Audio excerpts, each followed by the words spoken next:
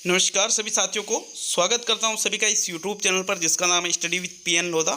साथियों, रीट एग्ज़ाम 2022 के लिए देखो इसका पेपर आपके जुलाई में है तो ज़्यादा दिन आपके पास बच नहीं रहे हैं।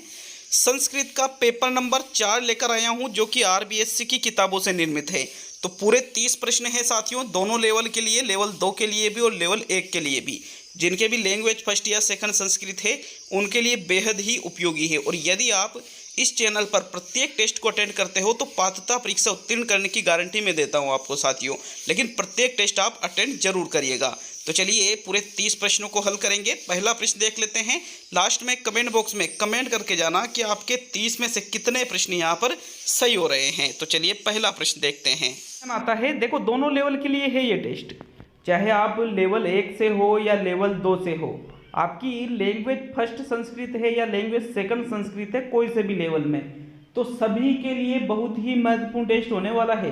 पहला क्वेश्चन देखेंगे मित्रों, आपके प्रश्न संख्या 1 है, तदा प्रायश्यः जनानां मनसि इत्यत्र बहुवचनांत पदम किम। यहाँ पर ये जो वाक्य दिया हुआ है तदा प्रायश्यः जनानां मनसि, इसमें बहुवचनांत पद आपको देखना है। मनसी, जनानाम, प्रायश्चय है और तदा, मतलब यहाँ पर जो बहुवचन में है साथियों उस पद का आपको चयन करना है। तो देखिएगा पहले क्वेश्चन में आपके कौन सा विकल्प सही रहेगा। मनसी एक वचन में है, प्रायश्चय है एक वचन में है, तदा एक वचन में है, लेकिन ये जो जनानाम शब्द है ये बहुवचन है साथियों। कौन सा है ये? बहुवचन, इसलिए आपका सेकंड विकल्प पहले क्वेश्चन में बिल्कुल सही है। तो चलिए आगे बढ़ेंगे प्रश्न संख्या 2 की ओर।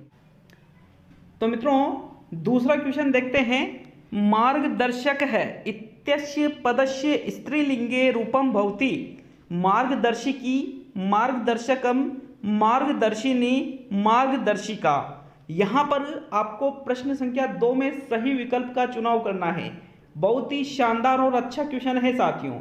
देखिएगा मार्गदर्शक है, अर्थात यहाँ पर प्रश्न पूछ रहा है मार्गदर्शक है। मार्गदर्शक जो शब्द है इसका स्त्रीलिंग रूप क्या बनेगा? तो इसका स्त्रीलिंग रूप बनता है साथियों मार्गदर्शक का मार्गदर्शिका।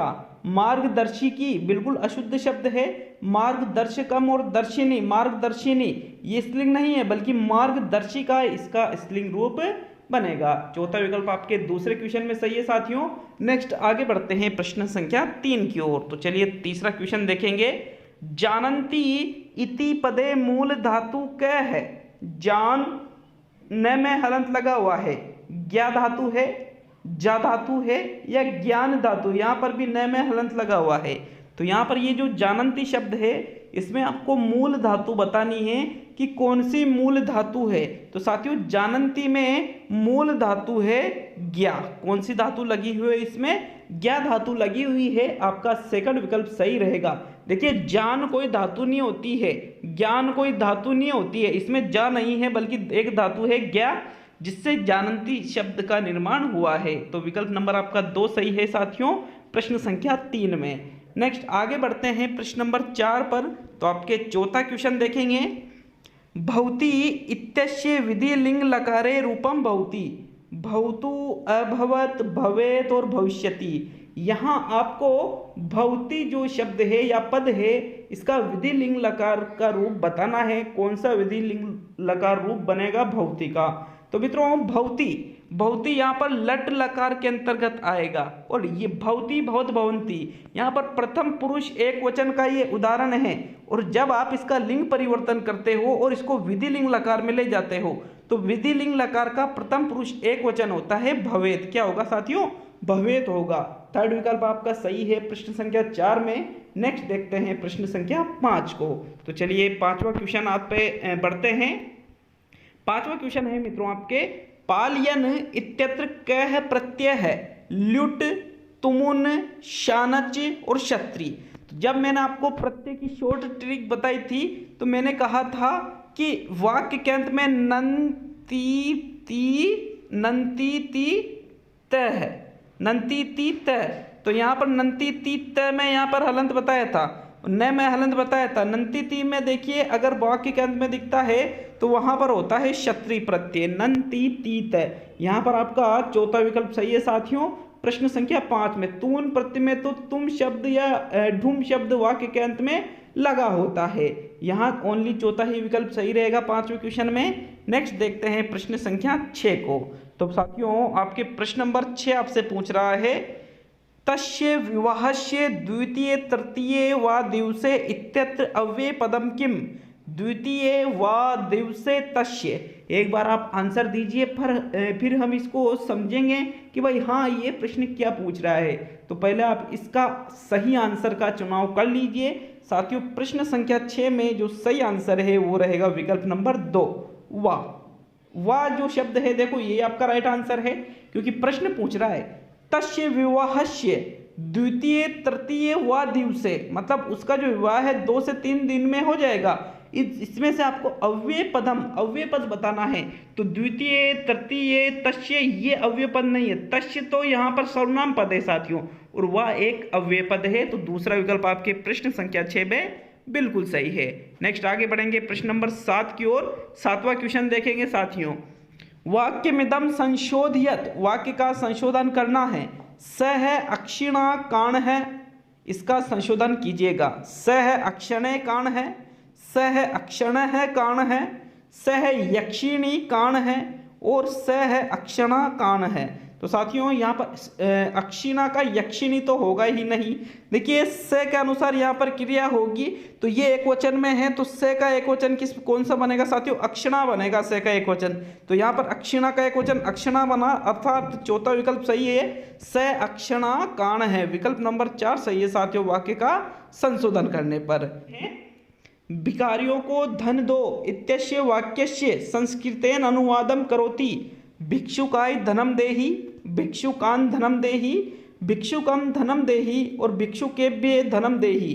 तो साथियों इस क्वेश्चन में कल मैंने टेलीग्राम पे भी ये क्वेश्चन डाल दिया था। तो बहुत सारे जो हमारे साथी थे भावी अध्यापक जो हैं उन्होंने थोड़ा कम दिमाग लगाया, और कम दिमाग लगाने के कारण पहला विकल्प वहां पर दिया था, जो कि गलत है। क्यों? क्योंकि भिखारियों का मतलब यहाँ भिखारी से नहीं, भिखारियों मतलब बहुवचन। तो साथियों भिखारियों को धन दो, यहाँ पर लोगों ने क्या किया, दा धातु के अर्थ में इस प्रकार आपने भिक्षुकाई चतुर्थी विभक्ति लगा दी, लेकिन वो गलत होता है साथियों। यहाँ पर देखिए भिखारियों को बहुवचन में यहाँ पर देने के अर्थ में भिक्षुकेभ्य बनेगा। क्या बनेगा? भिक्षुकेभ्य है धनम देहि। चौथा विकल्प सही है साथियों। 9वें क्वेश्चन में पहला विकल्प यहाँ पर सही नहीं है। अच्छी तरह से याद रखना, जब बहुवचन प्रयोग होगा तो आपके वहाँ कुछ नियम चेंज होते हैं। सारी की सारी नॉलेज याद होनी चाहिए, तभी आप क्वेश्चन सही कर पाओगे मित्रों। नेक्स्ट प्रश्न नंबर 10 पे आते हैं। तो 10वां क्वेश्चन, संस्कृतम भाषामस्ति विश्लेषणात्मक भाषा, संरचनात्मक भाषा, विमर्शात्मक भाषा और संश्लेषणात्मक भाषा। तो संस्कृत कैसी भाषा है इनमें से?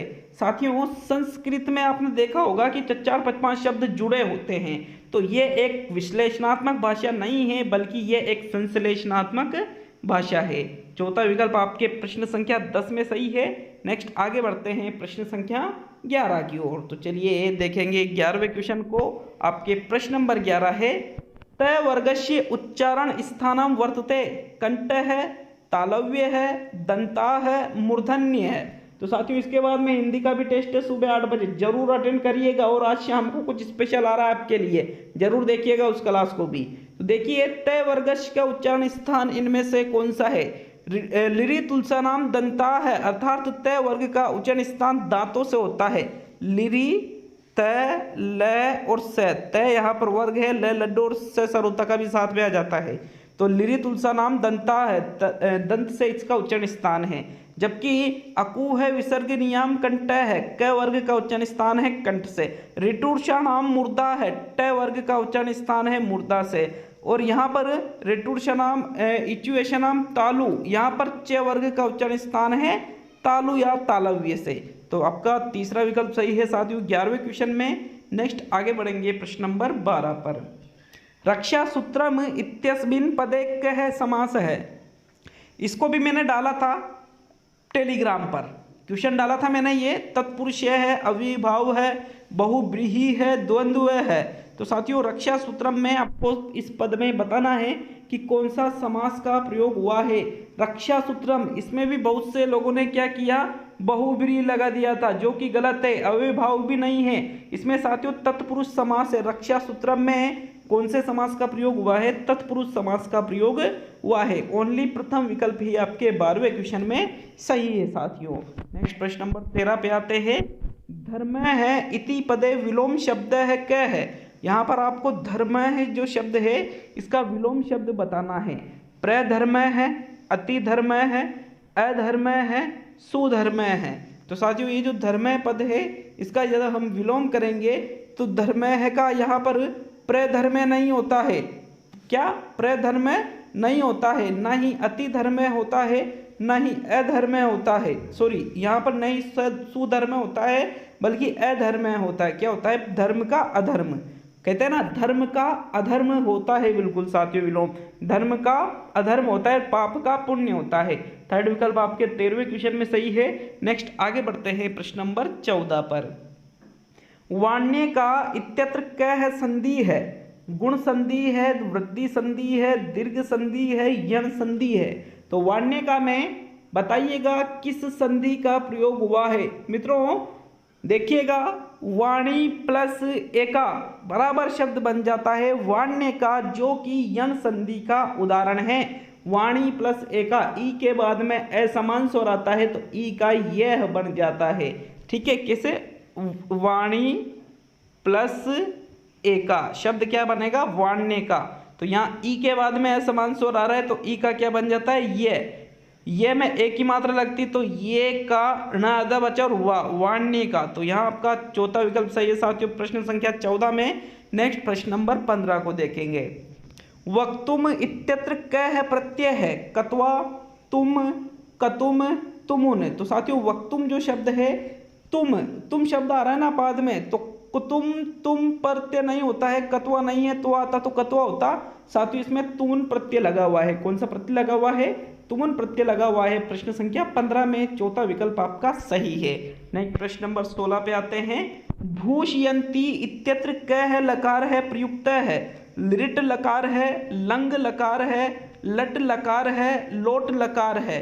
तो साथियों भूषयंती पठती पठत पठंती लट लकार का प्रयोग हुआ है। भूषयंती पद किसके अंतर्गत आता है? लट लकार के अंतर्गत आता है साथियों। थर्ड विकल्प आपके 16वें क्वेश्चन में सही है। नेक्स्ट आगे बढ़ते हैं प्रश्न नंबर 17 की ओर। तो आपके 17वां क्वेश्चन है। छात्राणाम तृतीया लक्षिता अधिगमे किम नामक कौशलम अस्ति? श्रवणम कौशलम, पठनम कौशलम, भाषण कौशलम, लेखन कौशलम। यहाँ पर देखिएगा प्रश्न संख्या 17 में आपसे पूछा जा रहा है छात्राणाम, छात्रों में तृतीय लक्षिता अधिगमे किम नामक कौशलम। एक बार आप आंसर बताइए। इसका जो राइट आंसर है वो है पठन कौशलम। कैसे? क्योंकि छात्रों को जब हम लक्ष्य भाषा सिखाने के लिए जो तृतीय अधिगम कौशल की बात करते हैं तो तृतीय तीसरा अधिगम कौशल होता है पठन कौशल। क्योंकि पहला तो है श्रवण कौशल, दूसरा है भाषण कौशल, तीसरा है पठन कौशल और चौथा है लेखन कौशल। यहाँ आपका जो सेकंड विकल्प है साथियों वही आपका राइट आंसर है प्रश्न संख्या 17 में। क्लियर है ये सभी के? नेक्स्ट आगे बढ़ेंगे प्रश्न संख्या 18 की ओर। चलिए 18वां क्वेश्चन देखेंगे। साक्षात्कार का परीक्षा आयोज्यते? वस्तुनिष्ठ परीक्षा, मौखिक परीक्षा, निबंध परीक्षा, निदानात्मक परीक्षा। तो साथियों प्रश्न संख्या 18 में बहुत ही शानदार क्वेश्चन है। आसानी से उत्तर दे सकते हो समझकर करोगे तो। साक्षात्कार है तो साक्षात्कार में साथियों कौन सी परीक्षा आयोजित की जाती है? साथियों साक्षात्कार जब लिया जाता है तो वस्तुनिष्ठ, निबंध और निदानात्मक नहीं बल्कि मौखिक परीक्षा का प्रयोग करके साक्षात्कार लिया जाता है। तो सेकंड विकल्प आपके 18वें क्वेश्चन में सही है। नेक्स्ट बढ़ेंगे प्रश्न नंबर 19 की ओर। क्योंकि साक्षात्कार मौखिक रूप से ही किया जाएगा। मौखिक मतलब बोल करके, आमने सामने बैठ करके कुछ बातें पूछी जाती है। भाई साक्षात्कार में क्या होता है? मौखिक रूप से ही तो होता है, लिख लिख के थोड़ी साक्षात्कार लेते हैं। इसलिए ओनली सेकंड विकल्प 18वें क्वेश्चन में। नेक्स्ट प्रश्न नंबर 19 देखेंगे। संस्कृताध्यापनाय भंडारकर मतानुसार का पद्धति है उपकारिका अभुवत है? वार्तालाप पद्धति है, परंपरा पद्धति है, व्याकरण अनुवाद पद्धति है, पाठ्य पुस्तक पद्धति है। तो साथियों संस्कृत के अध्यापन के लिए भंडारकर के मत अनुसार, भंडारकर महोदय का नाम सभी ने सुन रखा होगा, इनका नाम चलता है साथियों। इन्होंने कौन सी जो पद्धति या विधि है उसका निर्माण किया? तो व्याकरण अनुवाद पद्धति का इन्होंने निर्माण किया था? किन्हें? गोपाल कृष्ण भंडारकर के द्वारा। विकल्प नंबर आपका 3 सही है 19वें क्वेश्चन में। नेक्स्ट देखते हैं मित्रों प्रश्न संख्या 20 को। तो आपके 20वां क्वेश्चन है, वाग रूपम भाव प्रकटनम इत्युक्ते किम? भाषणम, लेखनम, पठनम, श्रवणम। तो यहाँ 20वें क्वेश्चन में सही विकल्प का चयन करना है। देखिए 20वां क्वेश्चन भी बहुत ही शानदार और अच्छा क्वेश्चन है। 20वें क्वेश्चन में जो राइट आंसर है साथियों वो रहेगा भाषणम। कैसे? वाग रूपम, वाग का मतलब होता है बोल करके भावों का प्रकट किसमें किया जाता है? तो बोल करके भावों का प्रकट भाषण के द्वारा किया जाता है। क्योंकि लेखनम में तो लिख करके, श्रवणम में सुन करके, पठनम में पढ़ करके, लेकिन भाषणम में तो भाषण देंगे तो बोलेंगे ही है। तो साथियों इसलिए आपका प्रथम विकल्प 20वें क्वेश्चन में सही हो जाता है। नेक्स्ट आगे बढ़ेंगे प्रश्न संख्या 21 की ओर। तो साथियों आपके यहाँ 21वां क्वेश्चन है, छात्र है श्रवणापेक्षया पठनेन अधिकं ज्ञानम समुपार्जयन्ति इति परामर्श है विद्यते। पठन कौशले, भाषण कौशले, श्रवण कौशले, लेखन कौशले। अर्थात नहीं बताऊंगा। क्यों नहीं बताऊंगा? क्योंकि वहां कोई नहीं बताएगा। एक बार आंसर दीजिए फिर इसका अनुवाद करेंगे। अनुवाद करने में क्या होता है, आप क्वेश्चन को अच्छी तरह से समझ जाते हो, तो एक बार पहले आंसर दिया करो और फिर इसका अनुवाद करेंगे साथियों। तो 21वें क्वेश्चन में राइट आंसर है आपके पठन कौशले। कैसे राइट है साथियों? क्योंकि छात्र श्रवण की अपेक्षा पठने, पढ़ करके अधिकतम ज्ञान को अर्जित करते हैं। तो साथियों पढ़ करके अर्जित करेंगे तो ये चीज कौन बता रहा है? पठन कौशल बता रहा है। ठीक है, यहाँ आपका प्रथम विकल्प सही है। अगर सुनना बताता कि भाई सुनने से हम अधिक ज्ञान ग्रहण करते तो श्रवण कौशल सही होता। अगर कहते हैं कि भाषण से अधिक ज्ञान अर्जित करते हैं तो भाषण सही होता। अगर कहते हैं कि लेखन से अधिक ज्ञान अर्जित करते हैं तो लेखन सही होता। यहाँ प्रथम विकल्प पठन कौशल सही है 21वें क्वेश्चन में। नेक्स्ट प्रश्न नंबर 22। मित्रों किसी भी प्रश्न पर डाउट अगर आपको हो तो कमेंट जरूर करें। वैसे डाउट होना नहीं चाहिए, लेकिन फिर भी हो तो आप कमेंट कर सकते हो। रिक्त स्थान पूर्णम सत्यासत्य निर्णय है, बहु समाधान प्रश्नाच इत्यते प्रकारा है परीक्षया संति है। शलाका परीक्षया है, वस्तुनिष्ठ परीक्षया है, निबंध रूप परीक्षया है और अंत्याक्षरी परीक्षया है। तो साथियों प्रश्न संख्या 22 में वापस सही विकल्प का चयन कीजिएगा, फिर हम इस प्रश्न को समझेंगे। तो आपका इस क्वेश्चन में दूसरा विकल्प सही है, वस्तुनिष्ठ परीक्षया है। क्योंकि रिक्त स्थान की पूर्ति करने वाले प्रश्न, सत्य निर्णय लेने वाले प्रश्न, बहु समाधान प्रश्न, ये जो सारे प्रकार है ये वस्तुनिष्ठ परीक्षा के अंतर्गत आते हैं। शलाका परीक्षा मौखिक होती है, निबंध परीक्षा में रिक्त स्थान, अंत्याक्षरी में रिक्त स्थान, सत्य नहीं आता है, ओनली वस्तुनिष्ठ परीक्षा में आएगा साथियों। 22वें क्वेश्चन में आपके दूसरा विकल्प सही है। नेक्स्ट देखेंगे प्रश्न संख्या 23 को। पाठ्य पुस्तक निर्माणे आंतरिक पक्षयस्य सिद्धांत है भवति रोचकता, सौदेश्यता, व्यवहारिकता, पूर्वोक्ता है त्रिय अपि। तो यहाँ पर आपको 23वें क्वेश्चन में भी सही आंसर देना है साथियों। प्रश्न संख्या 23 में एक बार आप सोच लीजिए, इसका जो राइट आंसर है वो रहेगा विकल्प नंबर 4। पूर्वोक्ता है, त्रिय है, अपि। मतलब इनमें जो पूर्व में जो 3 विकल्प दे रखे हैं तीनों ही पाठ्य पुस्तक के निर्माण के आंतरिक पक्ष के सिद्धांतों के अंतर्गत आते हैं कि पाठ्य पुस्तक रोचकता से युक्त हो, सौदेश्य हो, व्यवहारिक हो। तो आपका चौथा विकल्प 23वें क्वेश्चन में सही है साथियों। नेक्स्ट बढ़ेंगे प्रश्न संख्या 24 पर। आकाशवाणी इति किम प्रकारक साधनम अस्ति? दृश्य साधनम, श्रव्य साधनम, श्रव्य दृश्य साधनम, क्रिया साधनम। अर्थात आकाशवाणी इनमें से किस प्रकार का साधन है? बड़ा ही हिंदी टाइप का क्वेश्चन था। हिंदी टाइप का क्यों? मतलब ज़्यादा डिफिकल्ट संस्कृत नहीं थी इसमें। तो साथियों आकाशवाणी एक श्रव्य साधन है, जबकि दूरदर्शन एक दृश्य श्रव्य साधन है। दोनों अलग अलग है। आकाशवाणी हम रेडियो पर सुनते थे और दूरदर्शन टीवी पर। तो विकल्प नंबर आपका 24 में सेकंड सही है साथियों। नेक्स्ट बढ़ेंगे प्रश्न नंबर 25 की ओर। राष्ट्रीय शिक्षा नीति कार्य योजना कदा संगठिता अभवत? 1948 तमे वर्षे, 1950 तमे वर्षे, 1966 तमे वर्षे, 1968 तमे वर्षे। 25वें क्वेश्चन में सही विकल्प का चुनाव कीजिए। देखिए 25वें क्वेश्चन में आपका जो सही विकल्प है मित्रों वो रहेगा विकल्प नंबर 4, 1968 तमे वर्षे। क्यों? क्योंकि प्रश्न पूछ रहा है राष्ट्रीय शिक्षा नीति कार्य योजना कब संगठित की गई। तो राष्ट्रीय शिक्षा नीति सबसे पहले 1968 में आई थी, प्रथम राष्ट्रीय शिक्षा नीति थी साथियों। इसके बाद में प्रथम नई राष्ट्रीय शिक्षा नीति आई थी सन 1986 में राजीव गांधी के टाइम पे, लेकिन सबसे पहले तो 1968 में आई थी। विकल्प नंबर आपका 4 सही है प्रश्न 25 में। नेक्स्ट देखेंगे प्रश्न नंबर 26 को। तो मित्रों आपके 26वां क्वेश्चन है, शिक्षा क्षेत्रे उपचार इति शब्दस्य को अर्थम अधिगमनम अवबोधनम सर्वविधि दोषाणाम निराकरणम और संप्रेषणम। तो यहाँ पर प्रश्न संख्या 26 में सही विकल्प का चयन करना है। देखिए साथियों, आपके 26वें क्वेश्चन में जो सही आंसर है वो रहेगा विकल्प नंबर 3। क्यों? क्योंकि शिक्षा के क्षेत्र में उपचार इस शब्द का अर्थ लिया जाता है अधिगम से, अवबोध से, संप्रेषण से, ये सर्वविधि दोषाणाम निराकरणम, मतलब सभी विधियों के जो दोष है उनका निराकरण करना। तो उपचारात्मक में निराकरण ही तो किया जाता है, जो कमियां हैं उनको दूर ही तो की जाती है साथियों। इसलिए आपका जो थर्ड विकल्प है प्रश्न 26 में वही आपका सही आंसर है। नेक्स्ट देखेंगे प्रश्न नंबर 27 को। क है सिद्धांत है, क्रियाशीलता है सिद्धांत है, इति नामना ज्ञायते अभ्यासस्य सिद्धांत है, स्वाभाविकता सिद्धांत है, बहुमुखी सिद्धांत है, अनुपातस्य क्रमस्य च सिद्धांत है। तो यहाँ पर प्रश्न संख्या 27 में आपका सही आंसर कौन सा होगा? साथियों 27वें क्वेश्चन में जो राइट आंसर है वो रहेगा विकल्प नंबर 1 अभ्यासस्य सिद्धांत है। मतलब इनमें से कौन सा सिद्धांत क्रियाशीलता के सिद्धांत के नाम से जाना जाता है? तो क्रियाशीलता का सिद्धांत अभ्यास के सिद्धांत को कहते हैं साथियों। विकल्प नंबर 1 सही है 27वें क्वेश्चन में। नेक्स्ट देखेंगे साथियों प्रश्न नंबर 28 को।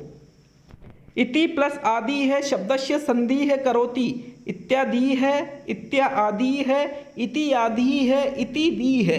तो साथियों इति प्लस आदि है, यन संधि का वापिस ये उदाहरण आ रहा है। किसका? यन संधि का, जिसमें तय का तो तय ही रहेगा और ई का हो जाएगा ये, तो शब्द बन जाएगा इत्यादि है। आपका प्रथम विकल्प 28वें क्वेश्चन में सही है। जो आपका सेकंड लास्ट क्वेश्चन देखेंगे साथियों, कमेंट करके जरूर बताएं आपको ये टेस्ट कैसा लगा और 30 में से कितने क्वेश्चन आपने सही किए। मित्रों वीडियो अच्छा लगे तो लाइक तो करना ही पड़ेगा यार, लाइक नहीं करते हो, गजब करते हो आप यार। 50% ऐसे लोग होते हैं चैनल को देखते हैं, सब्सक्राइब भी नहीं करते, लाइक भी नहीं करते, कमेंट भी नहीं करते, आते हैं देखकर चले जाते हैं, बस अपना फायदा, सामने वाला कुछ करो हमें कोई मतलब नहीं। तो साथियों 29वां क्वेश्चन, लेखन कौशलस्य विधि रस्ती। लेखन कौशल की विधि है, भाष्य विधि है, मॉन्टेसरी विधि है, अक्षर विधि है, पद विधि है। तो साथियों यहाँ पर देखिए लेखन कौशल की विधि इनमें से कौन सी है? मॉन्टेसरी विधि लेखन कौशल की विधि है। किसकी? लेखन कौशल की। सेकंड विकल्प आपका सही है मित्रों 29वें क्वेश्चन में। अब आज का अंतिम और 30वां क्वेश्चन साथियों, तो आज का अंतिम और 30वां क्वेश्चन मुख्यतः है भाषा शिक्षणस्य संबंध है केन सह अस्ति, ज्ञानात्मक पक्षेण, अनुभवात्मक पक्षेण, मनोक्रियात्मक पक्षेण, संसाधन। तो साथियों मुख्य रूप से भाषा शिक्षण का संबंध किससे है? तो साथियों संसाधन से, मनोक्रियात्मक और अनुभवात्मक नहीं, बल्कि मुख्य रूप से भाषा शिक्षण का संबंध व्यक्ति के ज्ञानात्मक पक्ष से होता है। विकल्प नंबर आपका 1 सही है 30वें क्वेश्चन में।